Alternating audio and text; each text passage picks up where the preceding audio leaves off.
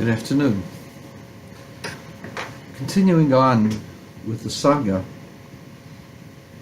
of Babylon, prophesied by both Yirmiyah and Yechezkel, or in English, Jeremiah and Ezekiel, in two different places, that Pharaoh of Egypt was going to be defeated by the Babylonians, and that Nebuchadnezzar was going to take away a great amount of spoils from Egypt. And I was asked, according to historians, this did not happen. And if that's the case, how can you believe in this book of yours called the Torah, called the Tanakh? First of all, as I've indicated to you in different places, that just because archaeologists say something doesn't make it factual, and just because it's found in popular magazines also doesn't make it factual. And I gave you an example of the story of the camels with Rebecca, that archaeologists and historians claim that the story of Rebecca at the well was an anachronism because supposedly camels did not exist in Mesopotamia at the time. They were not domesticated till much later, a couple 250 years later in Egypt. And I pointed out to you that there were digs in a city that was contemporaneous with Abraham, and they had clay tablets. And the clay tablets clearly stated that they made transactions of camels. And this city had been destroyed about 30 or 40 years after Abraham. So the city was contemporaneous with Abraham, was destroyed around the time of the death of Abraham. And so therefore these clay tablets were records of people who lived in Abraham's time and bought and sold camels. So just because a historian or an archaeologist says, I couldn't find camels, doesn't make it true. Just because historians say that Babylon never invaded or never defeated Egypt, doesn't make that true as well. I will quote you the name of a book where you should look this up. The book has been reprinted many times. It's considered a classic. It's called The History of the Ancient World by Philip Smith, originally published in 1873. It's been republished many times, including a republishing in 2015. What the book says is as follows. Pharaoh Apries, in Hebrew is called Hofra, or Chofra. Chofra, or Ofra, because in Hebrew the ches is really a h.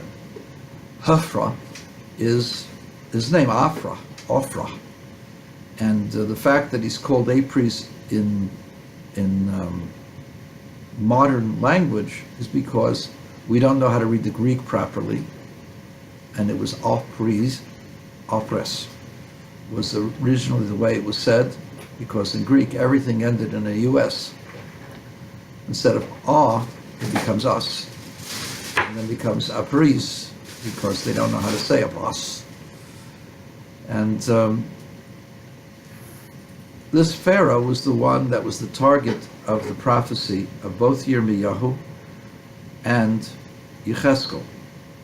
He was a grandson of Paro Necho, who was the one who killed in battle King Yoshiyahu, and who was a major cause of the decay of the Judean, the Jewish Empire. And as such is the target of the prophecies that he would be destroyed, that this Par-Necho's dynasty would be destroyed. And this Chofra supposedly was rebelled against by the Egyptians. Doesn't make any sense. If he successfully defeated, or if he successfully ran the program, why should he be so hated? The answer that they give is because he was hated for treating the Greeks better than the Egyptians. The Greeks were then defeated by the Egyptians, and Chofra ran to the Babylonians. And the Babylonians then invaded, and they were defeated. Now, the problem with this is that, according to the historians, the Babylonians attacked the Greeks and defeated them. And then Amos, or Amasis, then defeats the Babylonians. The whole thing is bizarre, because if Chofra is allied with the Greeks, how does Amasis then get the Greeks to protect him and have the Babylonians with Chofra attacking these Greeks and defeating these Greeks and then getting defeated by the Egyptians? It doesn't make sense. If Chofra was protected by Greek mercenaries, he would have been protected continuously from Greek mercenaries. And if they were overrun by Amasis, how were they there as a force on Amasis' side when the Babylonians attack? It does not make any sense. According to Philip Smith, in this book, I told you what it was. It's History of the Ancient World. History of the Ancient World by Philip Smith, republished in 2015. What really happened was that Nebuchadnezzar deposed Chofra, killed Chofra, and then placed Amasis as the replacement, just as he replaced Tzidkiyahu with Gedaliah. Amasis, not wanting to show that he was just a vassal of Nebuchadnezzar, after a while changed the story around, that he had actually defeated Nebuchadnezzar and he really was independent. But it does not make any sense that the target of the anger of the Judeans should be Chofra, and that this should happen to him, but the story should be that he wasn't killed by the Babylonians, he was killed by Amasis. The story is so convoluted, the episodes are so bizarre to defy description. What really happened, according to Philip Smith, and makes much more sense, and in fact there are other documents similar to this. Most recently, I saw this in a documentation from the analysis of the of hieroglyphic writing, written by a Russian professor with help from a Jewish professor in Israel, and the Russian professor seems to indicate the same as Philip Smith, that the story seems to really be that the Babylonians attack, they defeat Chofra, they kill Chofra, and they put Amasis in. Amasis then takes over as their vassal, and because of the subsequent weaknesses of the Babylonians, Amasis claims a greatness for himself differently. This is the best guess of good history. And again, just because historians say something doesn't make it factual.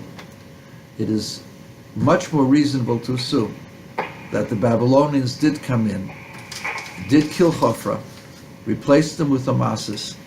Amasis then had some very successful years, but that doesn't mean that this was done outside of the protection of the Babylonians.